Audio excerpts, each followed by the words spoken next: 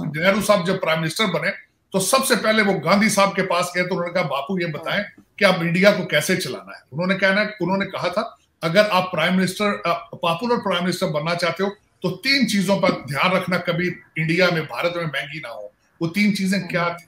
उन्होंने कहा आटा, साइकिल और मूवी का टिकट। ये 3 चीजें महंगी करोगे तो पॉपुलर प्राइम मिनिस्टर नहीं रहोगे। और ये फाउंडेशन बनी वहां से।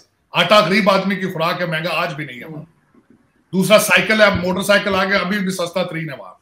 और सिनेमा की टिकट आप देख लें, बॉलीवुड पूरी दुनिया को छा गया, पूरी दुनिया को उन्होंने सर ये तो मैंने फैज अहमद फैज साहब का भी सुना था कि किसी ने उनसे कहा कि आपके ख्याल से मुल्क आगे कैसे चलेगा। उन्होंने कहा मुझे ये ज्यादा फिक्र है कि कहीं ऐसे ही ना चलता रहे। और वही हुआ कि वो ऐसे ही चलते चलते आज कहाँ पे पहुंचाए कि हम जो पाकिस्तानी हैं, हम पाकिस्तान में रहते हैं, हम सोचते हैं काश हम भी बांग्लादेश में होते, काश हम भी बंगाली होते और हम वहां होते। आरजू, मेरी ये ख्वाहिश होगी कि मैं किसी दिन आपके साथ एक प्रोग्राम करूं कि हमारे साथ 1947 से लेकर आज तक क्या हुआ, और मैं उसी एक सेगमेंट में बताऊंगा, क्योंकि मैं हिस्ट्री का स्टूडेंट हूं, करंट अफेयर का, पॉलिटिकल साइंस का स्टूडेंट हूं।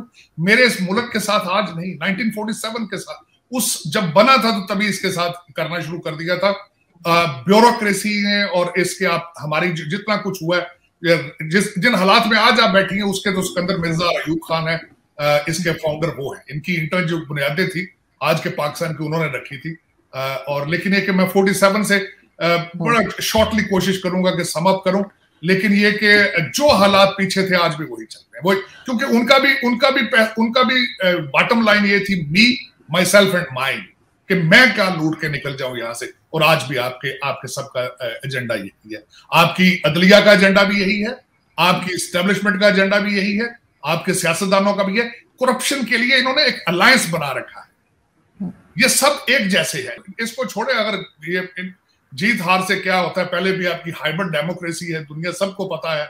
यहाँ पे CNN पहले भी कह चुका है, आज से कुछ महीने पहले आपके मैंने सेगमेंट में कहा था कि CNN में यहाँ जॉर्ज टाउन यूनिवर्सिटी की प्रोफेसर ने कहा था कि खान साहब is not more than the mayor of Islamabad. बिल्कुल, लेकिन सबको पता है, लेकिन उसमें अब देखें, अब हालात जो हो चुके हैं, आप देखें, अब दूसरे टॉपिक पे, जिस तरह OIC से ज्यादा जो एक और चीज का ज्यादा सदमा और दुख है, वो टर्की का ड्रोन देना इंडिया को, और फिर तैयब अर्दगान का टोटल ड्रामा, मुस्लिम उम्मा का सारा, और कश्मीर के बारे में दर्द रखना, लेकिन ड्रोन दे दिए, 100 ड्रोन।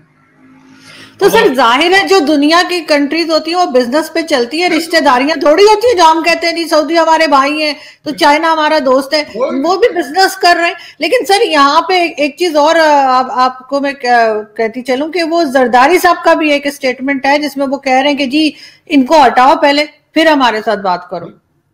अब इस वक्त एस्टेब्लिशमेंट जो है वो आपकी बातें तो दोनों पार्टियों से कर रही है, शहबाज शरीफ से और जरदारी से। लेकिन मेरी इंफॉर्मेशन के हिसाब से शहबाज शरीफ साहब is way ahead in his negotiation और हिज डिप्लोमेसी ऑफ थिंग्स। मेरे ख्याल में अगली बारी नून लीग की होगी, और उसमें मेरे ख्याल में Shahbaz Sharif will be their prime minister, candidate of prime minister. लेकिन ये कि अगर पाकिस्तान के असली फैसले करने वालों ने अकल के नाखुन ना लिए तो हालात खराब हैं। उसकी वजह यह है आजकल इनको सिर्फ इतना इनके पास मार्जिन है कि यहाँ अमेरिका में पार्टी एक ऐसी रूल कर रही है जो कि पॉपुलर नहीं है, और दूसरा पेंटागन और फॉरेन पॉलिसी उनका it's not part of their mandate. Republican आएंगे और वही रिपब्लिकन होंगे जिन 22 सेनेटर्स ने यहाँ पे बिल पेश किया था कि हमारी अफगानिस्तान में शिकस्त का मूजब कौन है, हमारे साथ पाकिस्तान किस किस्म की डबल गेम्स खेलता रहा है पिछले सालों से, कई दहाइयों से।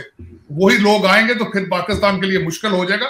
आज तो आपके लिए देखें, आप कहते हैं कि डेफिनेटली नॉट, आप इनकी समिट में नहीं आए, फिर भी इन्होंने अपना नुमाइंदा भेज दिया है, क्योंकि current administration is very weak.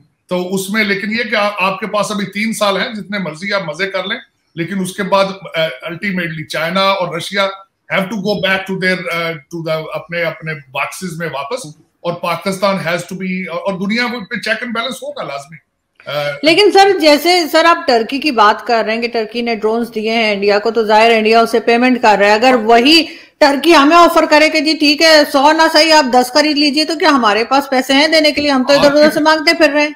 OIC के लिए जो फंड बना है सर, सॉरी आपकी बात काट रही हूं एक सेकंड, ओआईसी के लिए जो फंड बनाया है इन्होंने, उसमें कोई पैसे देने को इतना कोई खास विलिंग नजर नहीं आ रहा। अगर देंगे भी तो वो जाकर कब देंगे? मार्च में, जब तक सर्दियां तो निकल गई होंगी, जो ये अफगानिस्तान के गम में घुल रहे हैं। उसमें देखिए आरजू, मैं जो बात उस पर करना चाहूंगा ओआईसी पे, सबसे पहला पॉइंट ये है कि इस जो समिट के इनिशिएशन जो थी वो सऊदीया ने की थी। इसमें कोई पाकिस्तान की डिप्लोमेसी नहीं है। ये वही पाकिस्तान है जिसमें कश्मीर के लिए ओआईसी को कहा था और उन्होंने शटअप कॉल दे दी थी आगे से। ये सऊदी अरेबिया का इनिशिएटिव था, इसमें थोड़े बहुत जो पैसे दिए वो भी सऊदीया ने दिए, क्योंकि वो भी इस्लामिक उम्मा का एक कवर अपने ऊपर रखना चाहते हैं। और आपको बताऊं, सऊदी अरेबिया अमेरिका की 53 स्टेट है, उसकी 53rd स्टेट है।